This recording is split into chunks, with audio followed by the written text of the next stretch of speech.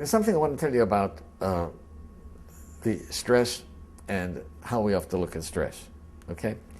And I think it's an important thing because many people have told me from my lectures it's the one thing they remember, okay? I was sitting in a dentist's office and looked at an article that said, how do lobsters grow? Well, I don't care how lobsters grow. But I was interested in it.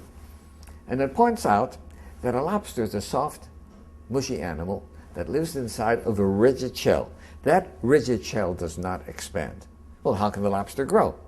Well, as the lobster grows, that shell becomes very confining.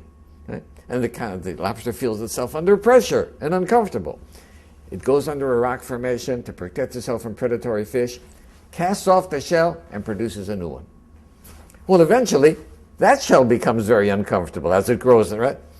Back under the rocks. Good. And the lobster repeats this numerous times. The stimulus for the lobster to be able to grow is that it feels uncomfortable. Right? Now, if lobsters had doctors, they would never grow. Because as soon as the lobster feels uncomfortable, goes to the doctor, gets a Valium, gets a Percocet, feels fine, never gets off its shell.